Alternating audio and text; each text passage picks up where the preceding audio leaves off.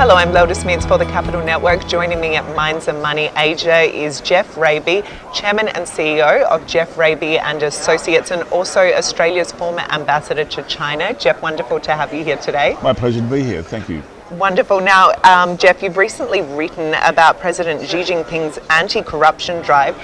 Do you believe he's doing enough to combat corruption? Well, corruption is a pervasive problem in China. He's made it one of his top policy priorities, and he's been working at it very hard for the past 4 years. He's doing a lot. He's doing it for two reasons, though. One is to deal with the issue of corruption and to weed it out of the system. He's also using the anti-corruption campaign, though, as a political tool to strengthen his political position and consolidate his power. So it has two elements to it. Defeating corruption is not always at the top of the list. It's also, as I said, used for political purposes. But overall, it's made a big change in China and made a big change in how people do business in China, which is quite positive. And if we're talking about the region, how do you believe this corruption crackdown will impact the ideas that investors have about investing into China? Well, anything that makes China a more normal place in which to do business, where corruption and the costs of doing business are reduced as a result of removing corruption, will have to be a good thing and very positive for attracting inward investment.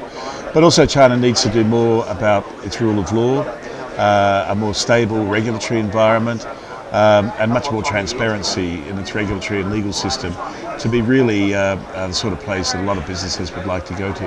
And do you believe investors are convinced, and are you? Well, I think it's all heading in the right direction. China has in the past attracted large amounts of investment. Quite surprisingly now, though, China invests more overseas than foreigners invest in China. It's become a net capital exporter. 10 years ago, no one would have imagined that to have happened.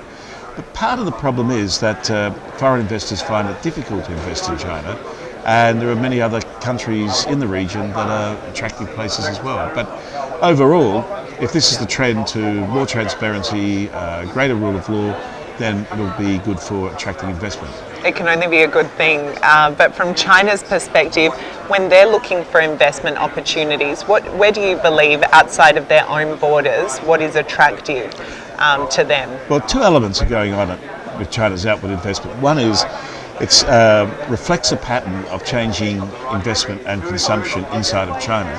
Per capita incomes are rising very, very quickly, and that's leading to consumer-led growth and the services sector growing very quickly. So services in China, again, it's extraordinary if you think back 10 years ago, today are more than 54% of GDP. So the pattern of Chinese outward investment is going to reflect that. And you'll see much more Chinese investment, as we do see, going into the services area, high-end entertainment, high-end hotels, recreation facilities, education, health. These sort of high value added services will be the area of greatest growth. The other side to it, though, is the One Belt, One Road policies of President Xi, where President Xi is looking to recycle China's large amounts of foreign exchange reserves, build up in capacity to build infrastructure, building capacity, and to move that offshore through the One Belt, One Road policies. And so you're also seeing very big Chinese investment going now into infrastructure projects throughout Southeast Asia, the subcontinent, and even as far away as Africa and Europe. Well, certainly so much to watch there in China, and thank you very much for the very concise yet very detailed outlook on the region. My pleasure. Thank you.